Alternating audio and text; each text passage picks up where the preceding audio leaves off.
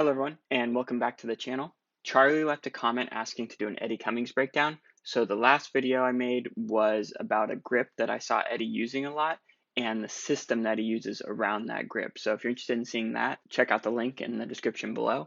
And just a quick shout out to Eddie. He does have some paid content, so if you're interested in more material by him, go check it out. I did not purchase any of this material in preparation for this video, but I did watch a lot of his free content on YouTube. So with that said, let's get started. So this is a match between Gary Tonon here on the right and Eddie Cummings on the left. And I didn't even know this match happened until I started watching more Eddie Cummings footage.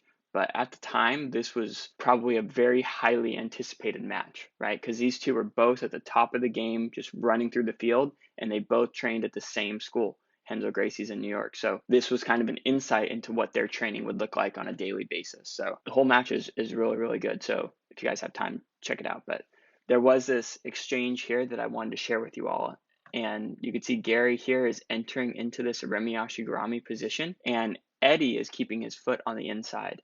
And Gary's trying to use his hand to pummel his foot to the inside, but Eddie's not letting that happen, right? He takes this grip here, and he uses that inside position to pull Gary's leg into his own attacking position.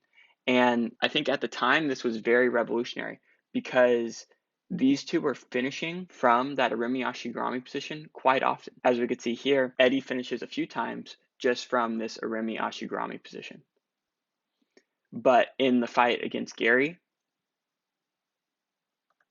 Eddie was able to counter that position, where at the time, not a lot of people were doing that.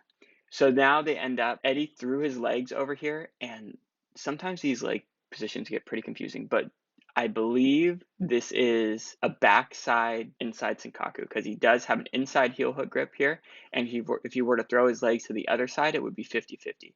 So I believe this is backside inside Senkaku, but I'm not entirely sure. But either way, Gary's holding this foot here of Eddie, and I was kind of curious why he was monitoring this foot so intently.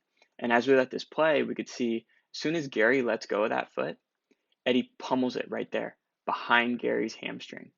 So now when Gary goes belly up, Eddie has both of his feet in the inside position to enter into that Aremi Ashigurami, and he gets control of both of Gary's feet.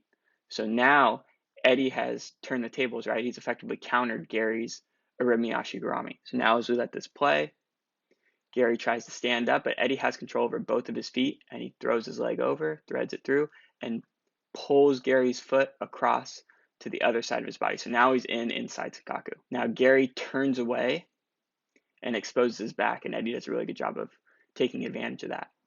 Again, this whole match was really, really good, and I can imagine at the time it was very highly anticipated, but I thought that leg pummeling by Eddie to counter that Aremi Ashigurami position was super insightful, especially at that time when not a lot of people knew effective counters against heel hooks. If you guys enjoyed the content, please like, please subscribe, and we'll see you next time.